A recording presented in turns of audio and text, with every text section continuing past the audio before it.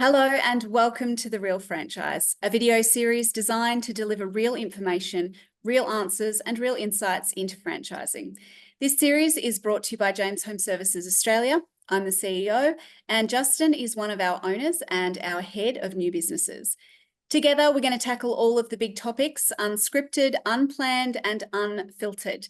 No sales, no fluff. We're just going to give you information straight up. Today's topic is all about what happens when you make an inquiry. Let's just say you've been surfing around the web, you've been looking at other alternatives.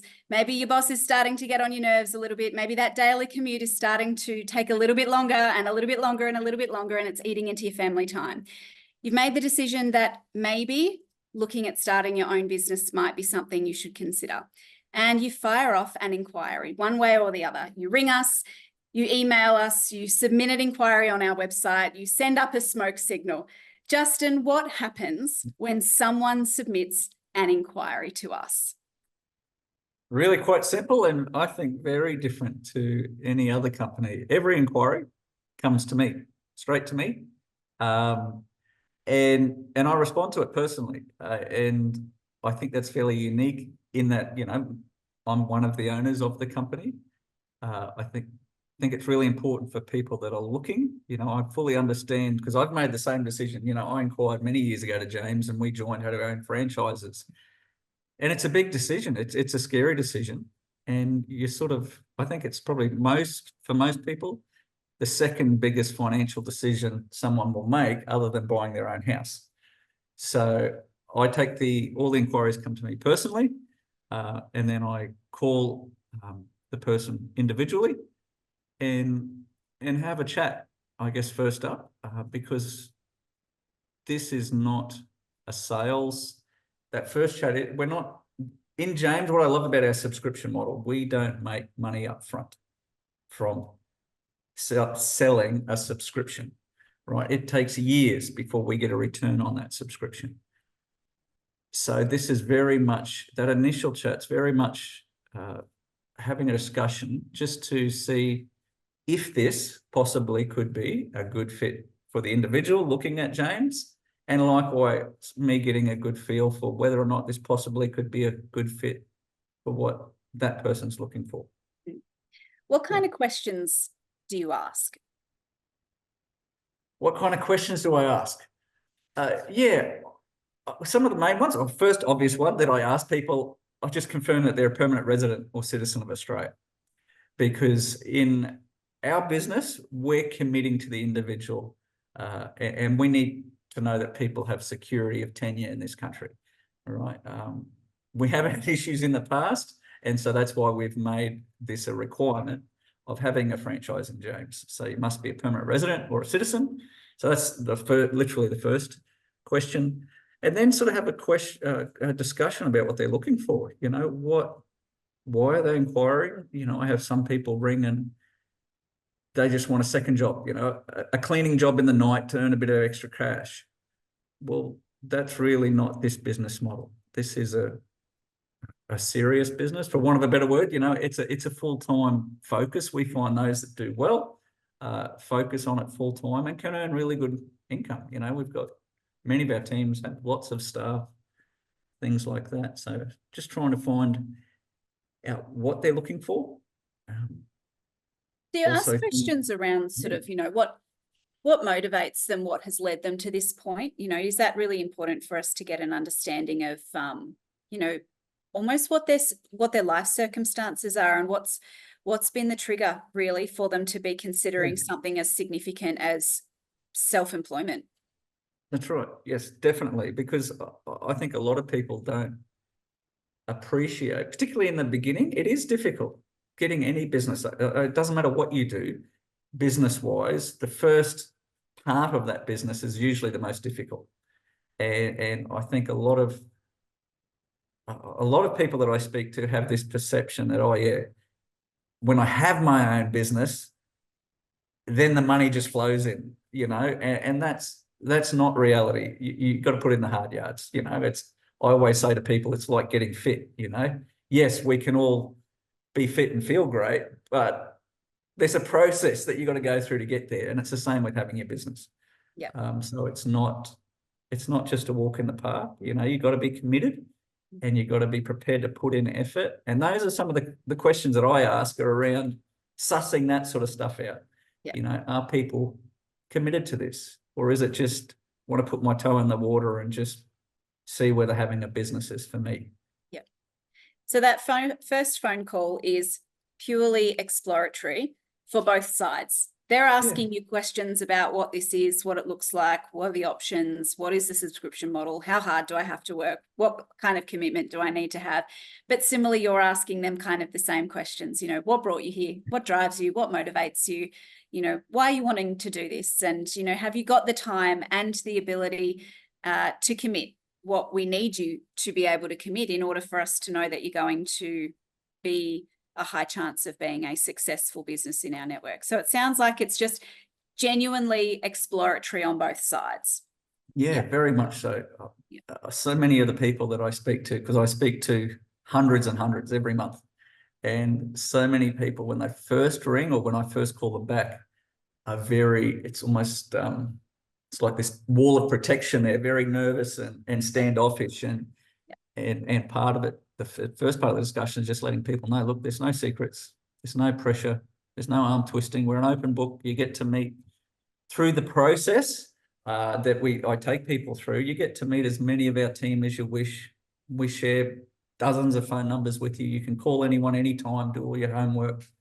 And then after that, if you decide this is for us, well, yeah, then we go into an application and sort of the next steps of the process. But yes, it's very open and transparent. Doesn't hurt to make an inquiry and just have that initial chat. No, there's absolutely no expectation on our part that someone who makes an inquiry is going to continue through that process. And in fact, very few who make an inquiry do actually go all the way through the process, because we learn that maybe they're not a great fit, or they learn that actually what they're looking for isn't what it is that we're offering. You know, all circumstances change during that process, or maybe after looking into their own business, they decide it just wasn't for them. It's always worth asking the questions though. And, you know, it's never wasting our time for somebody to make an inquiry and for us to give us an opportunity to have a chat with them. It's never a waste of your time. It's never a waste of their time. And hopefully they get a little bit of information from us that actually helps them decide what's right for them, because that's actually what this is about. It is about actually enabling people with enough information to be making really informed decisions for themselves. I look at our process and I say it's not a sales process. It's actually an information, and it's an information sharing process to put someone in a position where they can make an informed decision about what's best for them. Yeah. I think really that's what our process is about. And so if at the end of that first exploratory call, they've got a really good feeling that maybe this is something worth exploring a little bit more, and if you also feel that they, you know, what they're looking for is what we offer, where does it go from there? Yeah. So at the end of that first phone call, if we both feel, yeah, this could have some possibilities, we make a time to catch up on Zoom so that we can talk face to face, just like this. Yep. Because I think for me personally, it's much better talking face to face. And I can also share screen. And what I do is take people through what we call an information session. But so we book a time to catch up on Zoom. It's at the end of that call. And that first meeting for that going through the information session, I find generally takes about an hour, sometimes less, sometimes more, depending how many questions people have as we go through it. The other thing I do at the end of that meeting, once we book the Zoom meeting or time for it, I also send an information email. And our marketing team have set up this great website where we've got all sorts of interviews, you know, the national news stories from when we first released our subscription model. There's question and answer stuff that you recorded, Rhiannon, on how it all works. And I really ask people to take the time to go through that information first, and any questions and anything they're not sure about, to write them down so they don't forget. And then I can answer those questions when we do the Zoom meeting. The other thing I really ask is, you know, if people have a partner or, you know, spouse, we try and make a time so that both of them can be in that meeting, because often it's just one person going to do the business, but I think it's really important for that other person to be part of it so they know what the person's looking at, and also they have different questions, a really different point of view, which is often excellent, because I know my wife thinks of things that I often don't think of, and her questions come from a totally different angle than mine would, and that's good.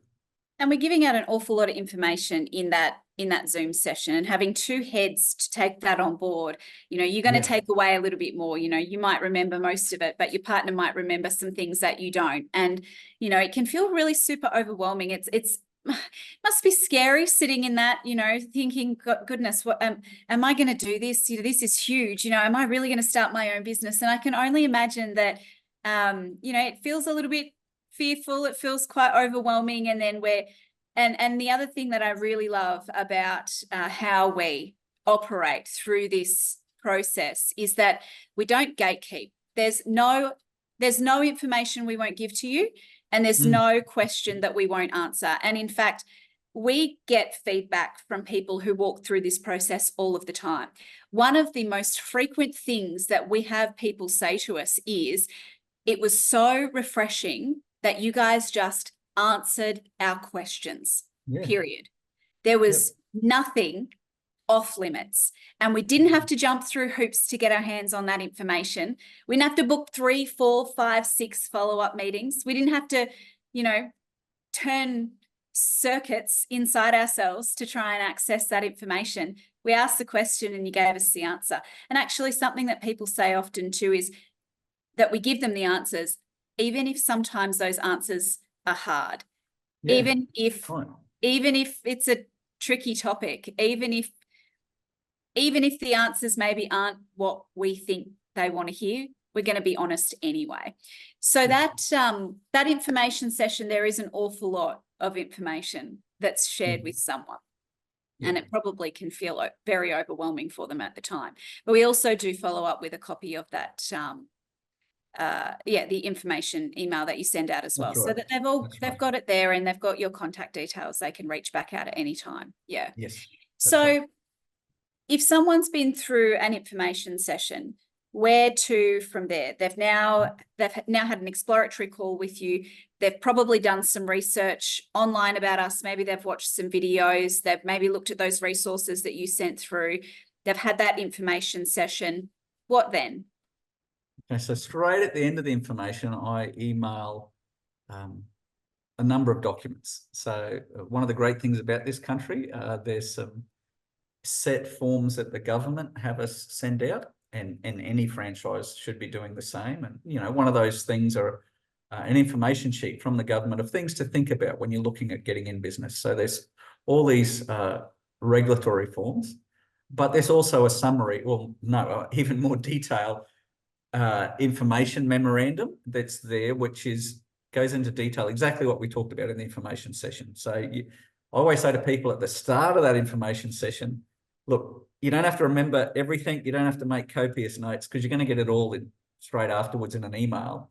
The important thing about the information session is to ask the questions and grasp the principles of how this business works, and what makes successful franchisees, what James does, but also what the person has to do in order to be successful in these businesses. It's just not, you just don't turn up Monday and the money flow in sort of thing. There's a process and a system, an 8-step system we call it. So at the end of that meeting, you get that email. Oh, and attached as one of the attachments also is an equipment list. So, itemized every single item that you're going to get in your kit, because we provide a full kit, all the equipment that you need to run that particular business. So you can go through and see exactly what we're going to provide to you. And then generally what I do after that meeting is we always book a follow-up Zoom for about 2 to 3 days later, to give you time, or the person time, to think through, go through the information, and there'll be questions that you think of. I remember when I went through that session, when I was first looking at our first franchise, I literally went to bed that night with a notepad on the bedside table and a pen, and I kept waking up through the night. Oh, what about this? And what about that? And what about this? And so the follow-up meeting there's nothing really I have to say. It's simply to answer those questions that people think of. Yep. And, you know, some people have one or two questions. Some people, believe me, have like a page and a half. So the meetings that meeting after the information is usually 5 minutes to sort of 45 minutes in length, the follow-up meeting. And that's purely just to answer questions that they have. So we literally schedule time during our process, not to sell, but actually just to listen and respond to any queries, concerns, questions, requests for further information, requests for clarification of information that we've already given. I think that's a wonderful thing. I think it's lovely that Absolutely. we actually allow and that recognition that, you know, so many processes like this one, they can feel rushed and hurried. Ours is not designed to be quick. If you think that you're going to make an inquiry one day and start a business the next week, that then your expectation is not going to align with what our process is. Exactly. Because our process is quite considered, and it can take, you set the pace. As the inquirer, you set the pace. However, it can take a few weeks to work through, and it can take months to work through also if you've got other things going on in your world, and you might need to pause and come back to it when it's in a more appropriate time for you. But I really love that our process is not fast, because we don't want people to feel rushed into making a decision, because what is actually the most important thing out of this is that the person is making the right decision for them. Exactly. It's not, do we end up with a new franchisee? Yep. It's only a great outcome for us to end up with a new franchisee if we both mutually feel like that is a really good, solid outcome, and we feel like we're going to work really effectively together. And, you know, they have a real belief that this is for them as much as we think you're going to be wonderful in our network. You know, it's got to be mutual. So once you've had that follow-up, and let's say they've got loads of questions, all really great quality questions, and you work your way through that with them. If they're still showing an interest, what's that next step? How do we progress from there? The next step is probably one of my favorites, because I don't have to do much. But that's not why it's my favorite. It's just, I'll explain. The next step, what we do is we book a time for another Zoom. However, this time there'll be 6 or 7 people on the screen. All right. So it'll be the person looking at the franchise, but it'll also be quite a few people who are in that same franchise running their own businesses. People that have come through the process maybe only a few weeks before, a few months before, or even a few years before. So we got existing business owners on here who take time out of their day to share with people that are genuinely looking at James, and they share their story, share how their businesses are going, you know, what they're earning, what their average hourly rates are. And then we just open it up to questions. And the reason I love it is I just love hearing the stories, because, you know, I've walked this journey through the same process through with everyone, and to see these people that are just really achieving success because of their efforts and because of the system and business that they've aligned with. It's just gets me on a buzz. You know, you can have a hard day, and then I come to the end of the day where we do what we call a Zoom around, which is where we have a heap of these business owners on, and it's just so encouraging. The other people that we often have, we always have the business coach. So everybody who joins James has a business coach working with them to support them. And so the person who I feel would be the best business coach for that individual, I have on the Zoom meeting as well, so that I can get to meet them and hear their story and the sorts of things that happen in the training. And then, so when you do start your business, how does the coach help? What do they do? And they'll share that sort of stuff as well. So I find that Zoom around usually goes from an hour to an hour and a half, because people looking at James are a little bit nervous at first, but once everyone starts talking and sharing their stories, it just opens up, and the chatting and I know for my wife and I, when we went through that process back in 2009, that's what really convinced us, you know, to actually see it in the flesh that, wow, this actually does work. And, you know, this business has come so far since 2009, and it's just really exciting to So watch that. yeah. So often there's that saying, the proof's in the pudding. Well, we actually, we cut the pudding in half and we put it face up on the table, and we introduce you as a potential new member of our team to existing franchisees, and there's nothing that's off limits. And I always know when you've done one of these Zoom arounds, because I will often get a text message and it's just a couple of quotes, some things that our existing cohort have said about, how it's been a really great decision that they've made, and they haven't looked back, and they've got more time than they ever had before, and they can work to their own schedule. They're making more money than they were in their previous job. They're happier, they're seeing more of their kids and their family. Those comments it is one of the highlights.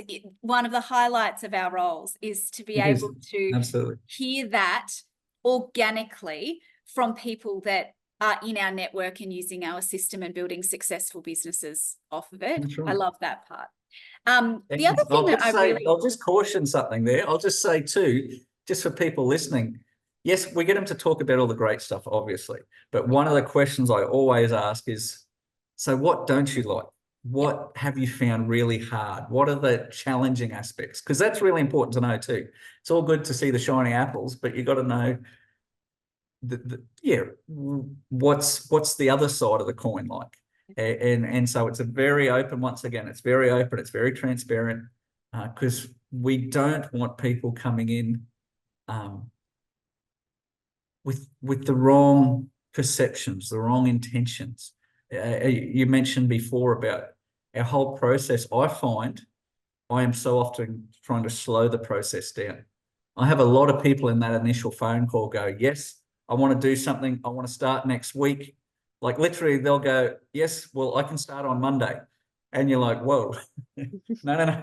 You've got to find out what this is all about first. And there's a number of reasons for that I think it's just wisdom, to make sure you know what you're getting into. Yeah. There's no harm in slowing the game down and making sure that actually you're making a decision based on all the information that you need made available to you. You mentioned earlier that in that Zoom around, we involve the business coach that we think will be the best fit for that particular potential franchisee. And we have a number of business coaches in our network, and other networks often will organise business coaches, or often they call them regional managers. We actually refer to them as to what they do. They are your business coach. They are your mentor. They are your cheerleader, your support person. They are your life support. In those first few weeks while you're doing everything you can to get the wheels moving, they are critical. And we don't necessarily try and organise that by geographical location.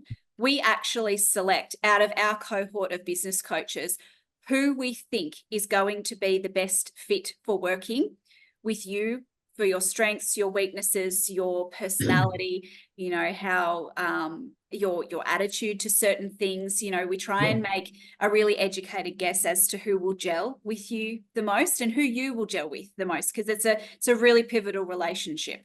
And I really love that we do that in our network, and that we don't just kind of slap you with anyone or slap you with who has availability or who has capacity. We actually make sure that we're putting you with someone who we think is going to work really effectively with you. And we can only do that because we ask so many questions and we learn so much about you during that process to that point. So you're feeding us with intelligence that then allows us to make decisions, which hopefully means that you really get a business coach that is going to work with you and really align with you and really be that extra superpower you need in your business. Exactly. And I really love that we do that. The other thing I love is that we bring that business coach on board so early in the process. We haven't even talked about agreements. We haven't talked about approvals. There's so much still to go in the process, and yet already you've not signed anything, you've not paid anything, you've not given us any indication whatsoever that you're a goer.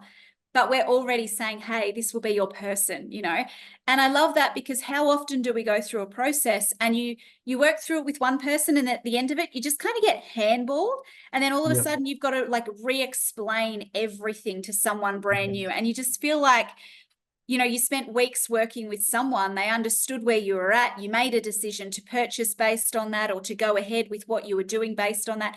And then you literally get handballed to the next person and you've got to start again. It's so frustrating.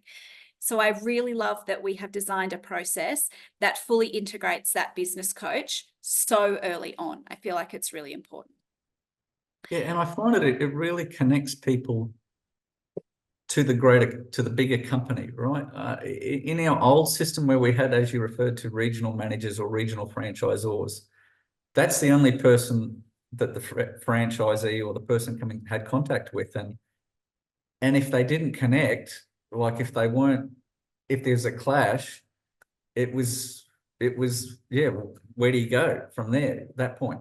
Whereas, we're not tied geographically, thanks to things like Zoom and a whole range of other things. We can really connect. We've got a range of different personalities in our business coaching team and a range of skill sets. And the other thing we do is I'll often get on Joe from the call center as well. So like you say, right back there, people being connected with the different people within the organization. So, once they start, that's the other great thing. There's not just the business coach. There's just not this one point. There's a whole range of people that they already know that they can connect with and ask questions and support and all that sort of thing. And after that information session, the phone numbers are all sent out of the people that they've met. All the business coaches' phone numbers are sent out. The call center, Joe, who runs a call center. And then we also have usually sort of 10, 15 phone numbers of other franchisees in that service that they haven't yet met, but they feel free to ring anyone. And it just really opens. It's just about being transparent so they can call people. And it's interesting. Some people literally ring everybody on that list. Others don't. There's no obligation to ring as many, but, people need to feel free to do their research, talk to people, hear the good, the bad, the ugly, all that sort of thing. Yep. As human beings, we naturally have an inner critic. And for any astute person listening to this video, they're probably thinking, well, that's all well and good, but the people that you include on that Zoom around, you're probably stacking it. They're probably people doing really well. They're probably people who've told you that they're really happy. You're only going to put the best of the best on the Zoom, right? And we really encourage honesty and transparency in that Zoom around.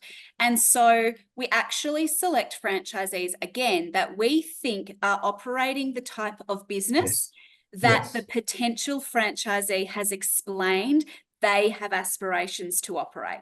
So if, as the inquirer, you've told us that actually what you're looking for is to be able to build your business and run it with teams while you are the manager, well, then what you can expect from us is that we're going to go and ask people who are doing that in our network to join that Zoom around. So you get an opportunity to talk to people unbiased who are just doing what it is you've indicated to us that you want to do. The other thing for anybody who has that little inner critic working, the phone numbers of every single one of our business owners are freely available on our website. And so you don't have to just rely on the information that we give to you. You have the phone number of every single one of our business owners freely and publicly available to you at any time you wish. So if you're worried that we're stacking that session to just be positive, you can absolutely go away and do your due diligence and make sure by ringing other people at random. And we have plenty of potential inquirers who do that. And we love when they do, because it really demonstrates to us that they are so committed to this. They really want to make sure they're making the right decision. That's such a great sign for us. Yep. We are eating up time, and I don't want to bore anybody listening by sort of continuing on unnecessarily. However, we are only partway through the process. We then move into an application process, and we start to issue legal documents, right? We start to get to the pointy end. You're making your decision about whether this is something that you want to review a draft agreement over. And if it is, then we also ask you to make a formal application, which is just an online application. We're going to do a whole episode on what are those legal documents. We're going to like demystify this whole process around the legal documents. But just quickly, is there anything at that application and legal document stage that we should be sharing so that people have an expectation around what happens at this stage of the process? Really important stage. Like some of the people that inquire, I have say, I think quite rudely, but everyone's different. They just say, just send me a franchise agreement and I'll have a look over it and get back to you. And it's like, well, when we send someone a franchise agreement, we are literally making an offer of a franchise. And I think we have a great business at James because we have great people in the business. So we are very careful of the people we bring into the business. So this is why we have an application, you know. We don't accept everybody, right? Because put yourself in, you know, if you had a James business and then Justin just lets anybody join and some crazy bloke joins down the road and he's running around in a James shirt, it's going to affect my business, right? So we really want to make sure we're getting the right sort of people into James. So the application, when I send it out after the Zoom round, because I find after the Zoom round, basically everyone's keen to go further after meeting some of the team. So we email out this application and there's a number of things on there. The first thing is we need anyone who has a James franchise to have a clean police history. So we need to get a copy of a valid police check. So long as it needs to have been done within the previous 3 years. They last 3 years in our industry. So we get a copy of that. So if people have a checkered history, they're not going to be approved. So that's the first thing. We obviously get confirmation of citizenship or you know, permanent residency if they've immigrated to Australia. That's the other thing. And then something that we do, which is quite unique, I think, in this industry of franchising, is we ask people to fill in an assets and liabilities and a personal budget. So 2 different spreadsheets we get them to fill in. And there's really sound reasons for this. And I've got a duty of care. As you know, you have a duty of care, Rhiannon. Yep. And that duty of care is around making sure we're not setting people up to fail. All right. And this is where sometimes the slowing down discussion I have with people happens, where I've got a couple of people in the process at the moment that have some massive debts. You know, they're just restructuring real estate and investment properties, but they've got big financial commitments and they're the only income winner. So if they're going to quit their job, start their James business, and they have no savings, nothing to rely on whilst they're building their income, things could go pear-shaped very quickly, you know, if they have a slower start. Hopefully they hit the ground and, you know, the business takes off, as sometimes they do, but sometimes it's a slower start. The system always works if people work the system, but sometimes it takes a little bit longer. Yeah. And so that's why we ask for those assets and liabilities and the personal budget. So we know what their outgoings are versus what reserves and commitments they have. So that's the intent of getting that information. Yeah. And then we have sorry, go ahead, Rihanna. No, continue. Sorry. I was going to say, and our system also sends out a more normal type application where people put in their referees so that we can call and do just some background checking on the individual from a work point of view. Also, you know, previous qualifications, work experience, things like that, just to help give us a better understanding of the individual. Yeah, we're just trying to round out the picture so that, you know, we're making an informed choice. We've advocated so much through this chat for people's right to make an informed choice about us and investing in us and making a choice to join our network. And that right is, it operates both ways. We also equally have a right and a responsibility. We have actually got an enormous responsibility. I mean, the whole industry does, but I know that our network takes this incredibly seriously. We have an enormous responsibility to make sure that we're making the right decision.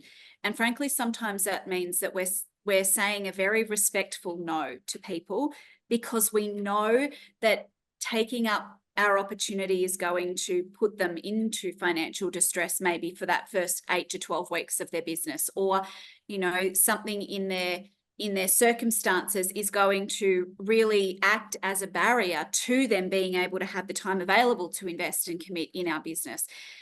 So we try and get a really round picture, because honestly, we take it like there just aren't words really there just aren't adequate words to say just how seriously we take the decision to actually accept someone in. It's life-changing, and it can be life-changing in a really good way when we get the decision right and when they get the decision right. And, you know, we've all heard the horror stories. It can be life-changing in a bad way if either party gets that decision wrong. And so we take that really seriously, and we collect as much information as we feel we need to make sure we're making a good decision.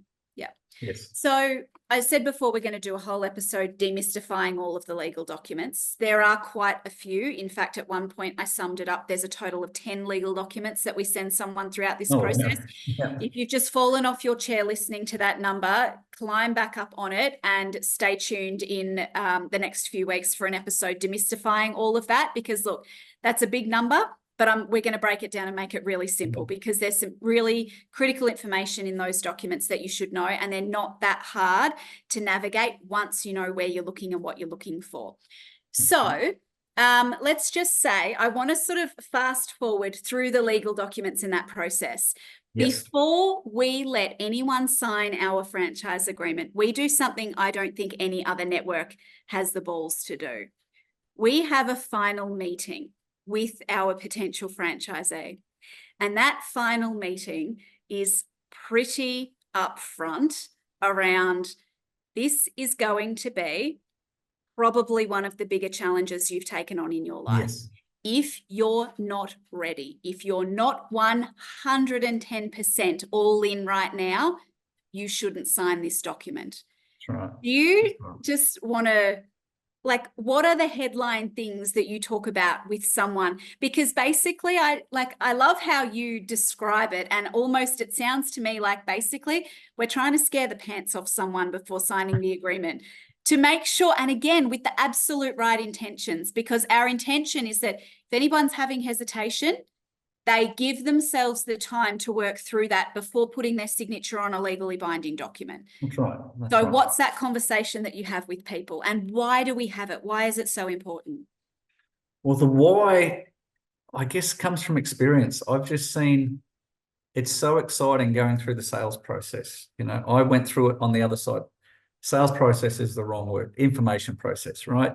And you're meeting people and you're seeing all this success and all that awesome stuff. And you can just be looking at the one side of the coin. And it's really important to look at the other side of the coin.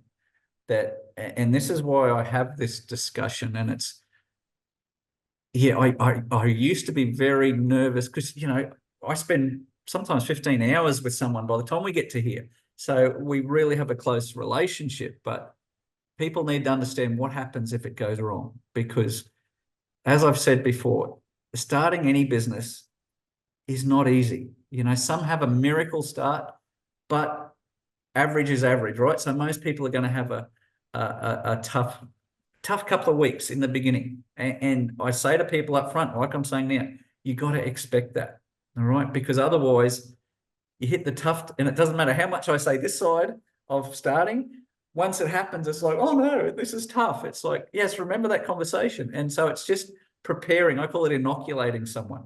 If we're prepared for it being tough, we can prepare for it. You don't want it to be a shock. You know, you don't want to come out of the hot water and jump into this freezing cold pool, so to speak, and get this massive heart attack. It's about going, this is expected. It will be tough, but that's why you join a system, you know, because we've done this hundreds of times, and we know that if you do these certain things, a business is going to grow. And we're spending all the money on advertising, et cetera, et cetera. So in that meeting, sorry, I'm rambling. We go through what happens. So what are the fees first? We revisit all the fees. So you know exactly what the costs are, because often there's been 1, 2, 3 months going through this information process, and it's easy to forget what was discussed in those first couple of meetings. I mean, you've got all the soft copies, but just in case, I just revisit the fees, revisit what happens if you wish to exit. That's really important. Fundamentally, there's two options. You either sell the business, and that's why we all join a business, is to grow a business. And for most of us, we're not going to retire still being in James. So that means at some point in time, we're going to need to sell. So that's the preferred option. The other option is you're going to have to pay out the balance of the term of your agreement if you wish to leave, if you can't sell. Right. And we talk through that. The illustration I give, because some people are not familiar with franchising. So every franchise has a set term in their franchise agreement. Ours, if you're on a subscription, is 5 years to align with the 5-year subscription. Other franchises are 7 years. Some of the mowing franchises are 10 years. And I say to people, the example I give is it's like if you were to rent a unit, and if you sign up a 5-year lease and then 2 years into your lease, you say to the landlord, oh, look, we don't like living here anymore. We're going to shift. Well, the landlord's going to say, hey, you've got another 3 years to go on your lease. You either keep paying the lease or find another tenant.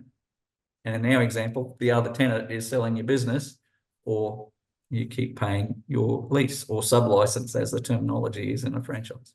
And So just does to that be make clear, that clear? yeah, and just to add more clarity, this is normal in franchising.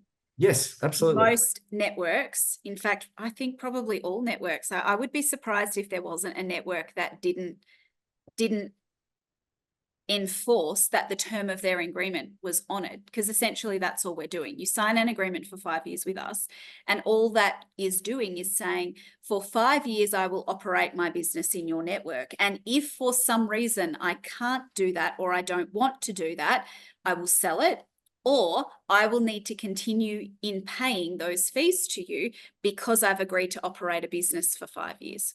And Exactly. this is standard. If anybody is sort of, if jaws are on the floor, and I can understand why, because if this is the first time you're hearing this information, it's probably quite jarring for you and you're thinking, goodness me, that sounds horrific.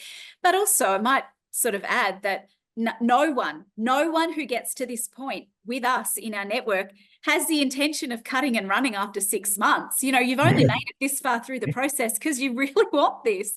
So, yes. No one actually has the intention of cutting and running early. And actually 5 years by industry standards is quite a short agreement. There are others in our industry that operate with a much longer agreement. So that final meeting, Justin, sounds like it really is like we strip it all bare and we say, hey, here's what happens if you have to exit or you want to exit. You can't give up. This is an enormous decision. You're going to need to dig deep and work hard, but our system is proven. And we know that if you work hard and you follow our systems, we can work with you, and we can work with you in building a successful business. Right. And I think that's a wonderful final conversation to have. Do people not proceed further after that conversation? What happens? I don't think I've had anyone not proceed at that point, because usually through that process, the concerns have already come up, and we've worked out whether or not they're right. It's been very rare at this point that someone, I think actually we've had one couple I can think of in the last 4 years that pulled out afterwards. But once they sign the agreement, that's when for me, the fun stuff, it's like Christmas in July sort of thing, because then the moment you sign and pay the $1,000, that's when we order everything. So the business cards, the brochures, we're organising signage of the vehicle, all the equipment. So everything starts turning up for you to start your business, and the training gets booked, and then the business coach. So I know we've been going a long time in this particular episode, but that's when the business coach then steps in as well. And I think there's, what's our setup list now? 70 there is a list. items. This is go time for us. If you think starting a business is overwhelming and there's lots for you to do, there is so much more that we do for you. We have got a whole episode planned later in this series that is going to dive in detail, because we're going to be here for another 3 hours if we go on with this here. So there is a list. It's over 100 items long, and those are the things that we do in order to get you from signed franchise agreement to operational business. So yeah, that deserves an entire episode of its own.